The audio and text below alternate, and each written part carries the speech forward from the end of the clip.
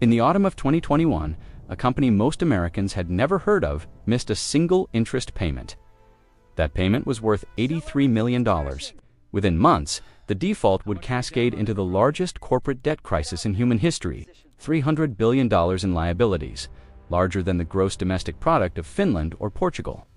The company was China Evergrande Group, and its collapse didn't just shake the foundations of the world's second-largest economy.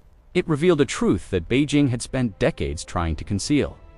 The Chinese economic miracle was built on sand. This is not a story about numbers on a balance sheet. This is a story about millions of families who believed in a promise that if they worked hard enough, saved diligently enough, they could secure prosperity for their children. It's about the ghost cities that dot the Chinese landscape like monuments to hubris. And it's about what happens when an authoritarian state, desperate to maintain legitimacy through perpetual growth, allows a property bubble to inflate far beyond the laws of economic gravity. To understand how we arrived at this moment, we need to travel back 3 decades to a China emerging from the trauma of Tiananmen Square, searching for a new social contract between the Communist Party and its people. In the early 1990s, China's leaders faced an existential question. The ideology of Marxism-Leninism had failed to deliver prosperity. The brutal suppression of the democracy movement in 1989 had shattered whatever remained of revolutionary legitimacy. Mao's vision of perpetual class struggle had produced only poverty, famine, and chaos. The Cultural Revolution had devastated the country's intellectual capital and destroyed trust in ideological purity. So the party made a bargain with the Chinese people. We will make you rich, and in exchange, you will not question our rule. The architect of this strategy was Deng Xiaoping, whose famous maxim captured the new philosophy to get rich is glorious. But how do you create wealth in a country where 70% of the population still lived in rural poverty, where average incomes were lower than sub-Saharan Africa, where infrastructure barely existed outside major coastal cities?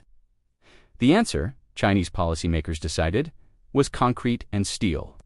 They would build their way to prosperity, not just roads and bridges and airports, but entire cities. Between 1990 and 2020, China poured more cement than the United States did in the entire 20th century. Let that sink in for a moment. One country, in 3 decades, used more of this fundamental building material than the world's largest economy had consumed in 100 years. This wasn't construction. This was a civilizational transformation executed at a pace never before witnessed in human history. Real estate became the engine of the Chinese economy in ways that Americans, even those who lived through the 2008 housing crisis, struggled to comprehend. In the United States, housing accounts for roughly 15 to 18% of GDP. In China, when you included all the upstream and downstream industry steel production, cement manufacturing, glass furniture, appliances, financial services, construction, employment, real estate represented nearly 30% of economic activity. Some independent analysts put the figure even higher, closer to 40% when accounting for the informal economy and shadow banking tied to property development. Local governments, barred from raising taxes directly or issuing bonds like their Western counterparts, discovered they could fund themselves by selling land use rights to developers. This system, known as land finance, became the primary revenue source for municipal budgets across China. By 2020, land sales accounted for roughly 1/3 of local government revenue. It was a brilliant mechanism, self-reinforcing, and politically expedient. Developers needed land to build. Local officials needed revenue to fund infrastructure, social services, and the ambitious projects that would demonstrate their competence to superiors in Beijing. And crucially, both parties had an overwhelming incentive to see property prices rise continuously. Because higher prices justified higher land costs, which generated more revenue, which funded more development, which attracted more residents, which pushed prices higher still. For urban Chinese families, property became more than just shelter. It became the primary store of wealth in an economy with few trustworthy alternatives. The stock market was volatile and plagued by fraud. Bank deposits offered returns that barely kept pace with inflation. Capital controls prevented most Chinese citizens from investing abroad. Gold required physical storage and carried risks. So families poured their savings into real estate, often buying multiple units not to live in but as investment vehicles.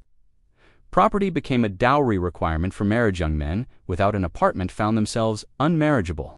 It became a retirement plan for parents who had no faith in the state pension system. It became a symbol of having arrived in the new China, of joining the middle class, of securing your family's future against the uncertainties of an economy undergoing wrenching transformation. This wasn't speculation in the American sense of flipping houses for quick profits. This was existential.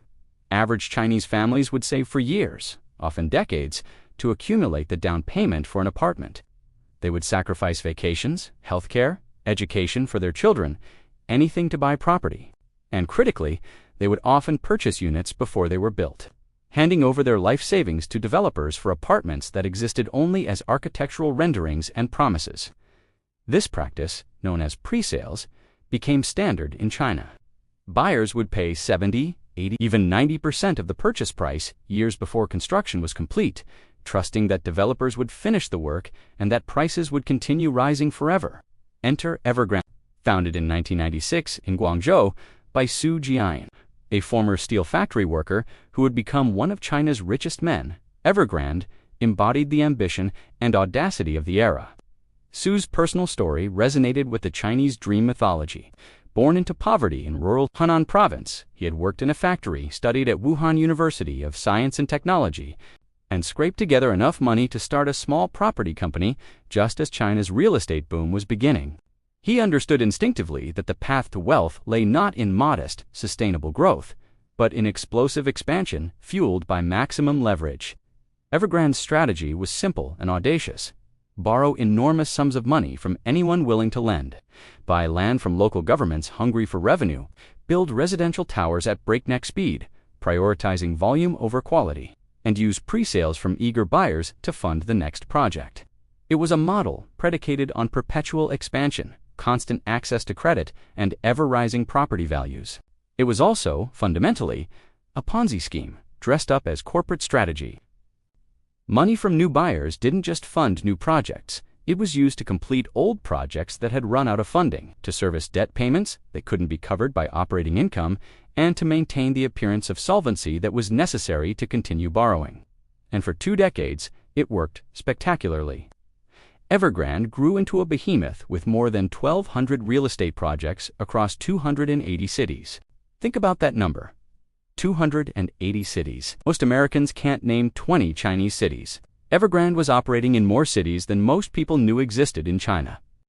Building apartments for millions of families from Tier 1 megacities like Beijing and Shanghai to Tier 3 and Tier 4 cities in China's interior that barely appeared on international maps. The company diversified with the manic energy of a gambler on a winning streak.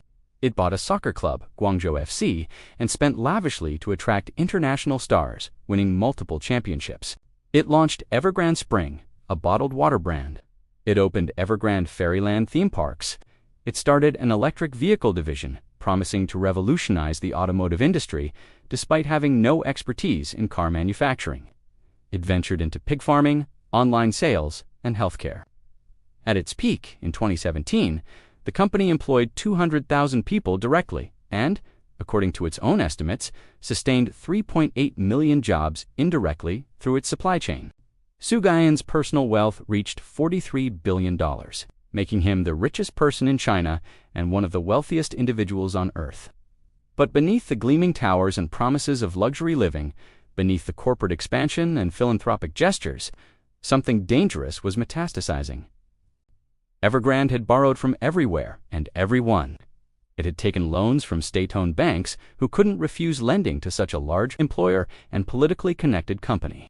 It had borrowed from shadow banks, the informal lenders who operated outside regulatory oversight, charging higher interest rates but asking fewer questions. It had issued dollar-denominated bonds to international investors hungry for yield in an era of low global interest rates, promising returns that seemed generous but not absurd. And most dangerously, it had borrowed directly from ordinary Chinese citizens through wealth management products. These wealth management products deserve special attention because they represent one of the most cynical aspects of China's shadow banking system. Sold through Evergrande's own wealth management subsidiary and through partner financial institutions, these products promised returns of 8 10, sometimes 12% annually, far exceeding the 3% you might earn on a bank deposit. They were marketed as safe, backed by Evergrande's massive property portfolio and implicitly guaranteed by the government's commitment to financial stability. Millions of middle-class Chinese families invested their savings, believing these instruments were nearly as safe as government bonds, but with much better returns. They weren't safe. The money wasn't held in reserve or invested conservatively. It was poured directly into Evergrande's operations, used to acquire more land, start more projects, and keep the corporate machine running. When new projects failed to generate expected returns, when property sales slowed, when debt payments came due, Evergrande would simply issue more wealth management products to pay off the old ones. This is the textbook definition of a Ponzi scheme, and it was happening on a massive scale with the knowledge, if not the explicit approval, of financial regulators who saw these products as a way to channel domestic savings into economic growth. The mathematics were always impossible. By 2020, Evergrande's total liabilities had reached $300 billion.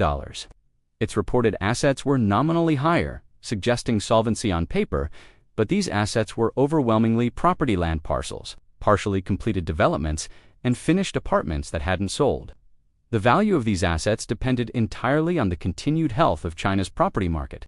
If prices fell, if buyers disappeared, if the market seized up, those assets would prove impossible to liquidate at anything approaching their stated value.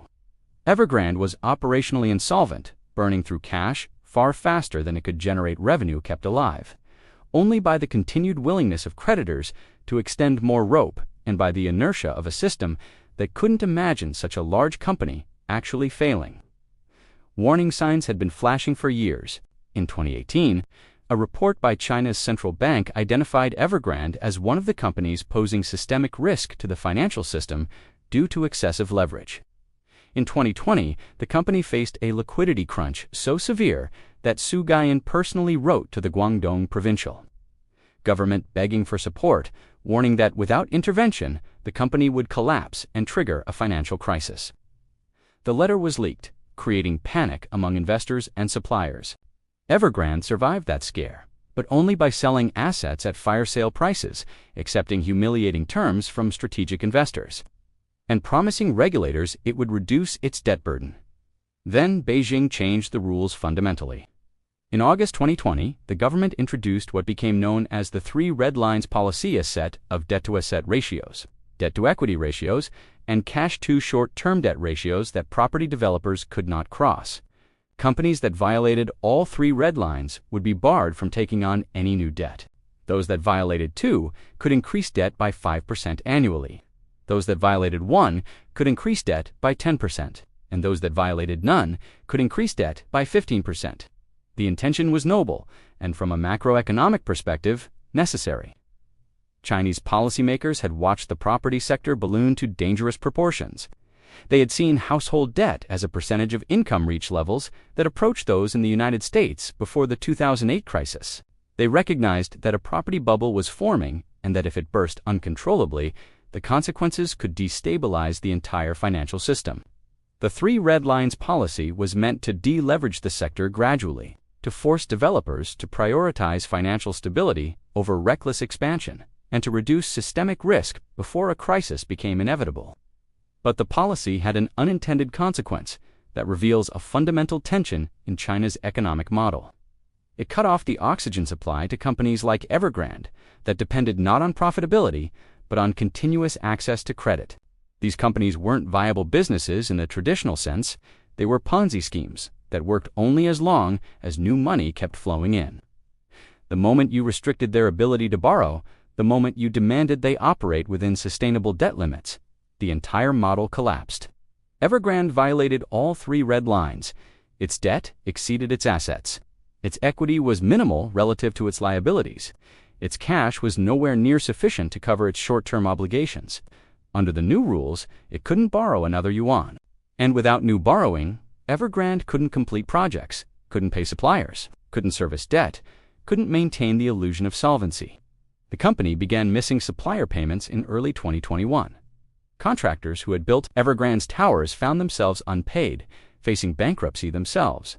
The company halted construction on hundreds of projects across China as cash ran out. By September 2021, the crisis had become impossible to hide.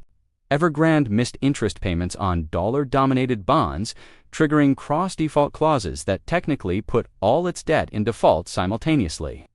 Credit rating agencies downgraded the company to junk status and then to selective default. The stock price, which had traded as high as 28 Hong Kong dollars per share in 2017, collapsed to less than $2.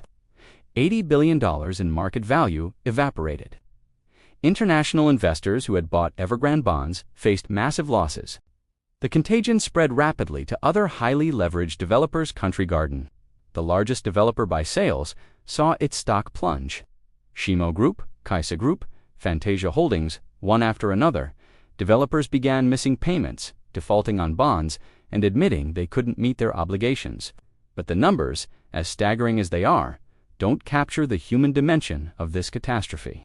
In Shenzhen, a retired schoolteacher named Mrs. Wang had invested her entire pension accumulated over 30 years of teaching in Evergrande Wealth Management products because a bank employee had told her they were safe.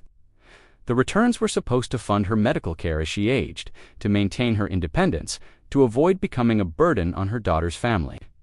Now, 73 years old, she faced the prospect of destitution. She attended protests outside Evergrande's offices, holding a sign that read simply, "Return my hard-earned money." Security guards, themselves unpaid by Evergrande for months, looked away rather than disperse the elderly protesters. In Wuhan, young couples who had stretched every yuan to make down payments on Evergrande apartments, who had borrowed from parents and grandparents to scrape together the funds, watched as construction cranes stood frozen over unfinished buildings. Their wedding plans, postponed until the apartment was ready, remained suspended indefinitely. In Tier 3 cities across China's interior, families who had paid millions of yuan for apartments that would never be completed organized protest movements, refusing to pay their mortgages on properties that didn't exist. This was extraordinary. In China's authoritarian system, organized protest is dangerous. People who challenge the government risk detention, loss of employment, social credit penalties, but these homebuyers were desperate enough to overcome their fear. The mortgage boycott movement spread to more than 300 developments across 100 cities. Homeowners, facing the absurd situation of paying mortgages on apartments that were incomplete and might never be finished, simply stopped paying. This threatened the banking system directly. Chinese banks had issued these mortgages, assuming the apartments would be completed and that borrowers would continue paying. Now they faced massive defaults in collateral that was worthless half-built towers that couldn't be sold or occupied. These weren't reckless speculators chasing outsized returns. These were people who had followed every rule of the social contract. They had worked in factories and offices, saved diligently, deferred gratification, avoided debt except for this single essential purchase. They had invested in what they believed were safe, government-approved instruments. They had trusted the system. The betrayal was not just financial, it was existential, a violation of the fundamental bargain that had sustained the Communist Party's legitimacy for 3 decades. For many Chinese citizens, the Evergrande collapse represented the moment they realized the bargain struck in the 1990s prosperity in exchange for political submission might itself be worthless. If the party couldn't protect their savings, couldn't prevent fraud on this massive scale, couldn't ensure that developers fulfilled their obligations, then what exactly was the party providing in exchange for their obedience? This question, whispered in private conversations and hinted at in censored social media posts, represented a profound crisis of legitimacy. The ghost cities became the physical manifestation of this betrayal. Ordos, in Inner Mongolia, built to house 1 million people, but home to fewer than 100,000. Its grand boulevards empty, its shopping centers dark, its apartment towers like tombstones, marking the death of rational economic planning. Jiandong New District, designed to rival Manhattan, now a landscape of vacant buildings. Entire districts in Tier 3 and Tier 4 cities across China, where streetlights illuminated empty roads and apartment towers stood dark year after year. Their units purchased as investments, but never occupied as homes. Economists estimate China has built enough housing to accommodate 3 billion people, more than twice its population, more than the entire population of the Americas combined. These weren't homes, they were financial instruments, speculative vehicles in an economy where few other investment options existed and where property had appreciated reliably for decades. They were also monuments to perverse incentives, to a system where local officials were rewarded for GDP growth and construction activity rather than for creating sustainable, livable communities. The political implications were immediate and profound.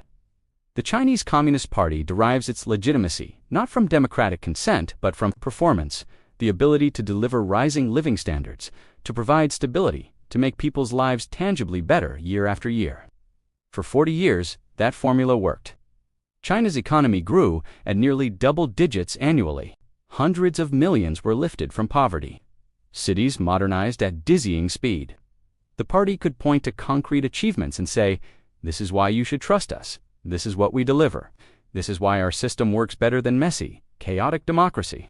But Evergrande shattered the illusion of competence. It revealed that local officials, desperate to meet growth targets set by Beijing, had colluded with developers to inflate land prices, to approve projects that made no economic sense, to overlook unsustainable debt levels. It showed that regulatory agencies had failed to supervise shadow banking, or worse, had been captured by the very industries they were meant to oversee.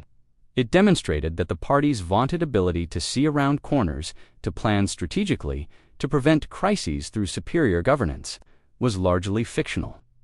President Xi Jinping faced a dilemma with no good options. A full bailout would cost trillions of yuan, validate moral hazard, and encourage more reckless behavior by developers and lenders who would learn that the government would always rescue them from their mistakes. But it would also stabilize the property market, protect ordinary homebuyers and investors, and prevent a financial crisis that could devastate the banking system and trigger mass unemployment. Allowing Evergrande to collapse completely risked social instability on a scale China hadn't seen since the Tiananmen protests. Millions of homebuyers, investors, suppliers, and employees would be wiped out financially. The property sector, which employed tens of millions directly and indirectly, would contract sharply. Local governments would lose their primary source of revenue. Banks would face waves of defaults. The entire economic model that had sustained China's rise would be called into question. Beijing chose a middle path that reflected both pragmatism and ideology: controlled demolition. The government would ensure that halted residential projects were completed, prioritizing homebuyers over other creditors. This was politically essential. The party couldn't be seen as abandoning ordinary citizens who had trusted the system. But it would not save Evergrande itself or make investors whole. The company would be restructured, with massive losses imposed on shareholders and bondholders. Su Guiyin, once celebrated as an entrepreneurial hero, would be investigated for fraud and illegal practices. The message was clear: we will protect ordinary people, but we will punish the executives and investors who profited from this disaster. This approach reflected a deeper shift in Chinese economic philosophy under Xi Jinping. Since taking power in 2012, Xi had increasingly emphasized common prosperity over raw GDP growth. He had cracked down on tech billionaires, limiting the power of companies like Alibaba and Tencent. He had restricted the tutorial education industry, arguing it placed unfair burdens on families. He had implemented rolling COVID lockdowns even as they strangled economic activity, prioritizing public health over commerce. And now, finally, he was confronting the property bubble that every analyst had warned about for years. The message was clear: the era of unfettered capitalism with Chinese characteristics was over. The party would no longer tolerate billionaires becoming too powerful, companies becoming too systemically important, or market forces creating outcomes that threatened social stability. What would replace the old model remained uncertain. But it would be more state-directed, more focused on equity than efficiency, more concerned with party control than with economic growth. The geopolitical ramifications extended far beyond China's borders.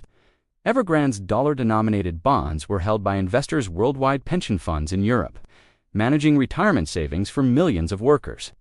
Asset managers in New York handling endowments and foundations, sovereign wealth funds in the Middle East investing oil revenues. The default represented the largest emerging market debt crisis since Argentina in 2001, and it occurred in a country that accounts for 18% of global GDP and serves as the manufacturing hub for much of the world's consumer goods. International banks with exposure to Chinese real estate began writing down billions in losses. HSBC, with deep roots in Hong Kong and extensive China operations, took a hit. BlackRock, the world's largest asset manager, saw the value of its Evergrande holdings evaporate. Credit rating agencies downgraded entire tranches of Chinese corporate debt, making it more expensive for all Chinese companies to borrow internationally. The contagion was contained, but barely, and only because Western central banks had learned from the 2008 crisis to flood markets with liquidity at the first sign of systemic stress. More fundamentally, the Evergrande crisis challenged the narrative of inevitable Chinese ascendance that had dominated international relations for 2 decades. Since China joined the World Trade Organization in 2001, Western analysts, policymakers, and business leaders had operated on certain assumptions. China's economy would continue growing faster than the West's. Chinese companies would become globally competitive. Chinese consumers would become the world's most important market. And critically, China's authoritarian system, whatever its moral failings, had discovered a formula for managing capitalism more effectively than messy Western democracies could. The secret, many believed, was authoritarian control, the ability to direct capital toward strategic priorities, to suppress speculation before it became destabilizing, to make long-term investments without worrying about electoral cycles or special interests. When Western economies crashed in 2008, China responded with a massive stimulus that sustained global growth. When Western governments struggled to contain COVID-19, China imposed lockdowns that, at least initially, seemed effective. The model appeared vindicated. Evergrande proved that authoritarianism doesn't eliminate economic laws. It just postpones reckoning and often makes the eventual crisis worse. All the supposed advantages of China's system, the ability to direct lending, to coordinate policy, to control information, had been used not to prevent a bubble, but to inflate it to grotesque proportions. State-owned banks had provided much of the capital that fueled reckless development. Government officials at every level had profited from land sales and construction. Propaganda had suppressed warnings about unsustainable debt levels. The system's vaunted control had produced not stability, but fragility. Not rational planning, but a feedback loop of perverse incentives that culminated in the largest corporate default in history. Economists now debate whether China faces a Lehman momentous single failure that cascades into systemic collapse or a lost decade similar to Japan's experience after its property bubble burst in the early 1990s. The Japanese comparison is instructive and ominous. After decades of explosive growth fueled by export industries and real estate speculation, Japan's asset price bubble popped in 1991. Property prices fell 70% from peak to trough. Stock prices declined 60%. The country entered a deflationary spiral characterized by falling prices, declining wages, and zombie companies kept alive by cheap credit. 30 years later, Japanese GDP per capita is lower in real terms than it was in 1995. An entire generation has come of age, knowing only economic stagnation. China faces similar structural challenges that suggest the Japanese outcome may be optimistic. Its population is aging rapidly. The inevitable consequence of the one-child policy, enforced from 1980 to 2015, the working-age population, the cohort between 15 and 64 that does most of the producing and consuming, peaked in 2015 and has been declining since. By 2050, China will have more people over 65 than the entire population of the United States. This demographic cliff means fewer workers supporting more retirees, slower growth in consumer spending, and massive pressure on social services and healthcare systems that are already inadequate. Productivity growth, the ultimate driver of rising living standards, has slowed dramatically as the easy gains from rural-to-urban migration and technology transfer from the West have been exhausted. In the 1990s and 2000s, China could absorb hundreds of millions of peasants into factories and see massive productivity improvements simply by moving people from subsistence farming to manufacturing. That transition is largely complete. Now, productivity gains must come from innovation and moving up the value chain. But China's education system emphasizes rote learning over creativity. Its political system punishes independent thinking, and its companies often remain dependent on foreign technology. And critically, China's debt-to-GDP ratio has exploded from 140% in 2008 to nearly 300% today, when you include household, corporate, and government debt. These are levels typically associated with highly developed economies, like Japan and the United States, not with emerging markets. And unlike developed economies, China doesn't have the luxury of reserve currency status, deep capital markets, or institutions that inspire confidence among international investors. When Japan's debt ballooned, global investors continued buying Japanese government bonds. Yet China also has advantages Japan lacked, and these shouldn't be dismissed. Its economy is larger and more diversified, less dependent on a single sector like Japanese manufacturing in the 1980s. The government controls the banking system completely and can, if necessary, recapitalize banks, force mergers, and direct lending toward strategic priorities without worrying about market reactions. Capital controls, while they impose costs and inefficiencies, prevent the massive capital flight that can turn a crisis into a catastrophe. And Chinese households, while increasingly indebted by historical standards, still maintain relatively high savings rates of around 35% of income, providing a cushion against economic shocks. The question is not whether China can survive the Evergrande crisis. It will. The Chinese state has vast resources, complete control over its financial system, and a demonstrated willingness to impose costs on its population to maintain stability. The question is what kind of economy and what kind of society emerges on the other side of this crisis. Some analysts predict a turn toward consumption-led growth with increased social spending on healthcare, education, and pensions designed to reduce household savings and boost domestic demand. Others foresee prolonged stagnation as the government struggles to manage debt, support the financial system, clean up bad loans, and maintain social stability simultaneously while dealing with demographic decline. There's also a darker possibility that fewer analysts discuss publicly, that the crisis accelerates China's turn toward nationalism and authoritarianism as the party seeks to deflect blame for economic failures. When prosperity can no longer provide legitimacy, regimes often turn to other sources: patriotic fervor, external enemies, territorial ambitions. China's increasingly aggressive posture toward Taiwan, its territorial disputes in the South China Sea, its wolf warrior diplomacy could all intensify if domestic economic performance continues to disappoint. History is filled with examples of rising powers that became more dangerous as their rise faltered. But there's a deeper lesson here that transcends China's specific circumstances and speaks to fundamental patterns in economic history. The Evergrande collapse is a case study in how debt-fueled growth models eventually fail, regardless of political system, regardless of cultural context, regardless of the confidence and competence of policymakers who believe they've discovered a way to suspend economic gravity. The mechanics are always the same, whether you're talking about the United States in 2008, Japan in 1991, the Asian financial crisis of 1997, or China today. Credit expands beyond the economy's capacity to service it. Lenders, chasing yield in an environment of low interest rates and abundant liquidity, lower their standards. Borrowers, encouraged by rising asset prices and readily available credit, take on obligations they can't realistically repay. Asset prices rise based not on fundamentals like rental yields or productive capacity, but on the expectation of perpetual appreciation. Leverage amplifies both gains and losses, creating asymmetric incentives where individuals and institutions profit enormously during the boom, but push losses onto others during the bust. And when confidence falters, when one borrower defaults and others begin to doubt, the whole structure implodes with terrifying speed as everyone simultaneously tries to exit through the same door.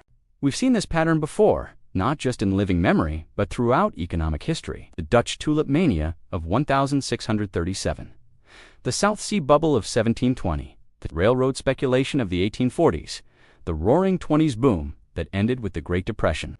Each time, contemporary observers declared that this cycle was different, that new technologies or new financial instruments or new governance models had fundamentally changed the rules.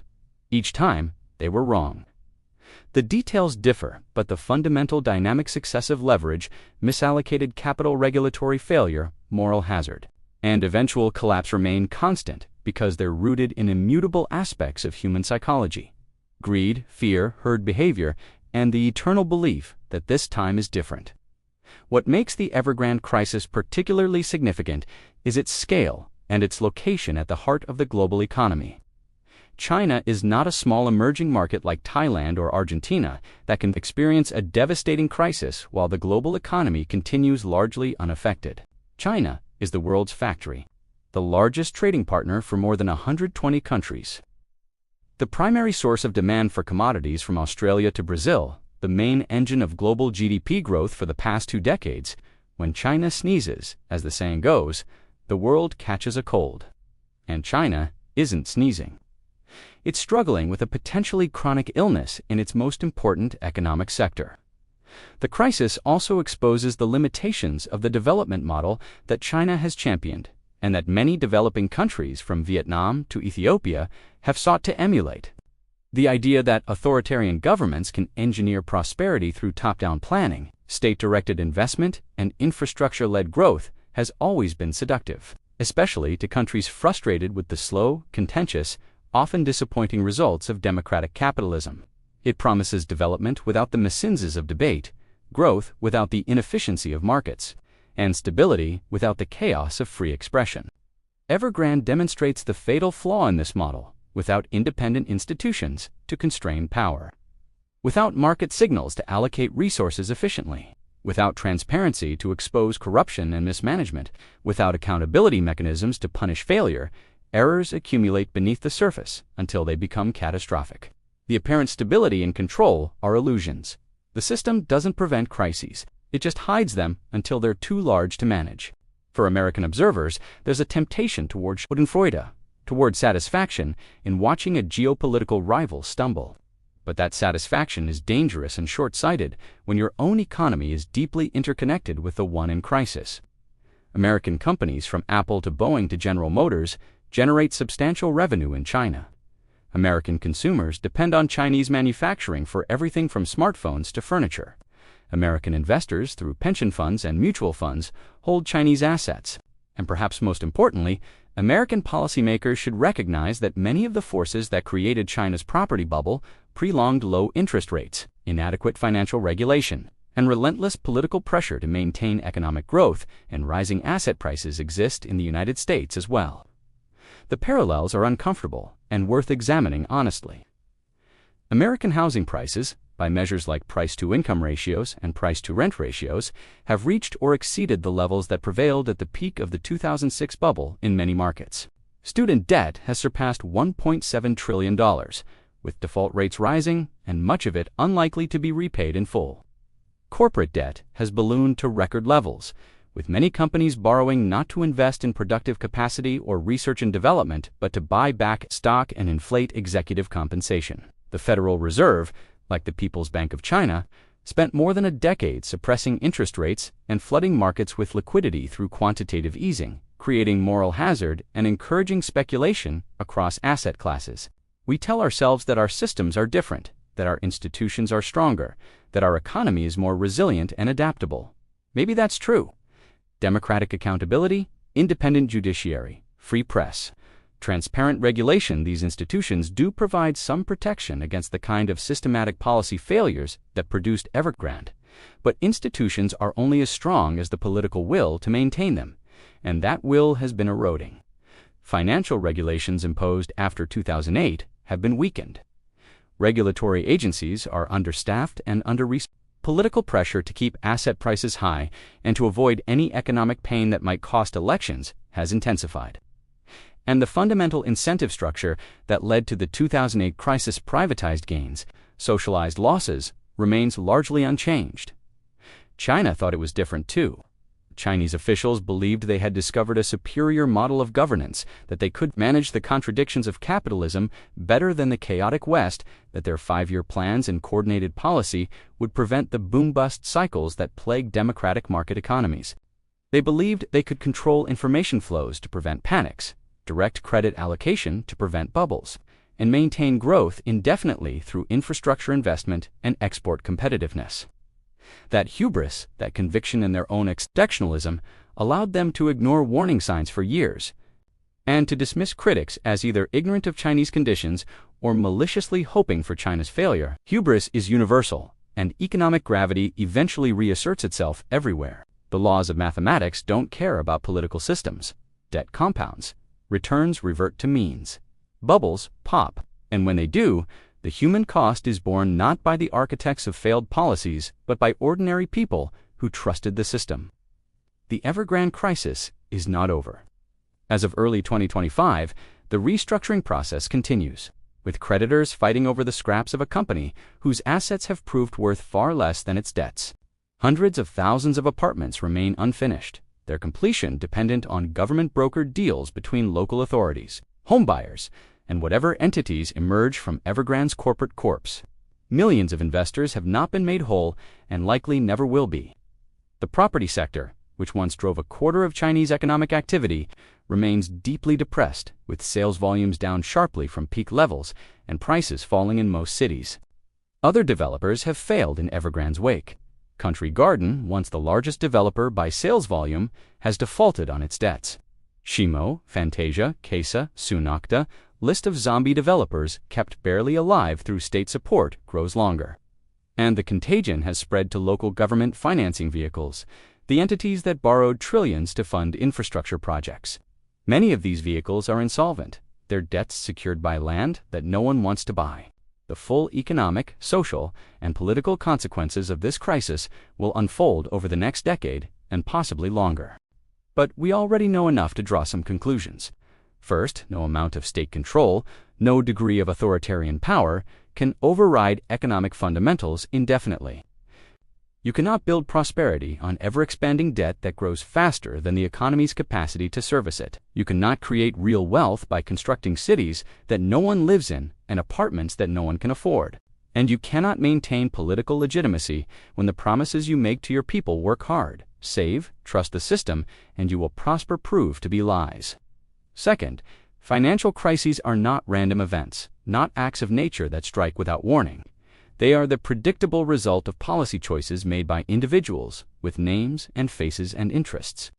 The choice to prioritize GDP growth over financial sustainability, the choice to bail out powerful, well-connected interests while imposing losses on ordinary citizens, the choice to suppress market signals and honest accounting until the distortions become unbearable, the choice to reward short-term thinking and punish those who raise concerns about long-term stability. Evergrande's collapse was not a natural disaster. It was a man-made catastrophe. The consequence of decisions made by officials who valued their careers, their bonuses, their political advancement over the welfare of the people they ostensibly served. Third, the human cost of these crises is always borne disproportionately by those least able to absorb it, not by the executives like Su Jian, who collected billions while building castles in the air. Not by the government officials who approved fraudulent projects in exchange for bribes and career advancement, not by the sophisticated investors who cashed out early, but by the school teacher who lost her pension, the young couple whose dreams of homeownership dissolved, the construction workers who went months without pay before losing their jobs entirely, the small business owners who extended credit to Evergrande and now face bankruptcy themselves. Economic abstractions become human tragedies. The suffering is real, even when the assets were always fictitious. The story of Evergrande is ultimately a story about trust. How it's built through decades of consistent performance, how it's exploited by those in positions of power, and what happens when it's destroyed. For 30 years, the Chinese people trusted that their government, whatever its flaws, would deliver rising prosperity. They trusted that property was a safe investment, that wealth management products were legitimate, that the social contract would hold. They trusted because they had no choice, because the alternatives were worse, because the system had delivered results for long enough that it seemed permanent. Evergrande's collapse has shattered that trust comprehensively, and once broken, trust is extraordinarily difficult to rebuild. It requires not just policy changes, but accountability, not just new regulations, but enforcement, not just promises, but demonstrated commitment over time. It requires admitting error, punishing wrongdoing, and prioritizing victims over political expediency. These are things that authoritarian systems, which depend on maintaining the appearance of infallibility, struggle to do. As you watch this crisis unfold from wherever you are in the world, ask yourself what you trust. Do you trust that your financial institutions are solvent, that their balance sheets accurately reflect reality, that regulators are actually supervising them? Do you trust that your government would prioritize your interests in a crisis, or would it bail out banks and corporations while imposing austerity on ordinary citizens? Do you trust that the assets you own, your home, your retirement account, your savings are worth what the market says they're worth, or are those values dependent on continued credit expansion and rising leverage? These are not abstract questions. They are the questions that Chinese citizens are asking themselves right now, and the answers are shaping their decisions about spending, saving, investing, and whether to believe in a system that has comprehensively failed them. They are questions that Americans should be asking because the structural factors that produced Evergrande excessive debt, asset price inflation, regulatory capture, moral hazard exist in the United States as well, just in different forms and different sectors. The collapse of China Evergrande Group will be remembered as a milestone in economic history. It marks the end of an era of debt-fueled growth in the world's second-largest economy. It exposes the structural fragility of authoritarian capitalism and demonstrates the limits of state control over economic forces. And it serves as a warning to China and to the world about the inevitable consequences of building empires on foundations of sand, of prioritizing appearances over reality, of believing that this time is genuinely different. The towers may gleam in the sunlight. The balance sheets may look impressive with their carefully selected metrics. The growth statistics may dazzle with their consistency and scale. But when the tide goes out, as Warren Buffett famously observed, you discover who's been swimming naked. In the empty apartments of China's ghost cities, in the unfinished towers that mark Evergrande's broken promises, in the shattered savings of millions of families who believed in the Chinese dream, we see a truth that no amount of propaganda can obscure. No degree of censorship can suppress. Economic laws are not suggestions subject to negotiation or political override, and reality always wins in the end. The only question is how much damage accumulates, how many lives are destroyed, how much trust is lost before the reckoning finally comes. The day China's housing bubble finally bursts is not some future event to be predicted or prevented. It's happening now, unfolding in slow motion across a country of 1.4 billion people, creating ripples that spread across the global economy. And the world is watching, hoping that the contagion can be contained, knowing that in an interconnected global financial system, no collapse is truly isolated, no crisis truly foreign. We're all, in some sense, living in Evergrande's shadow, waiting to see how the story ends, hoping that the lessons learned might prevent the next catastrophe. But history suggests that hope is not enough. It never is. The patterns repeat because the incentives remain unchanged, because human nature is constant, because every generation believes it has learned from the past while making the same mistakes in new forms. And so the cycle continues, from one bubble to the next, from one crisis to another. Until perhaps someday we build systems that prioritize long-term stability over short-term growth, that reward prudence over recklessness, that protect the vulnerable instead of the powerful. That day has not yet arrived.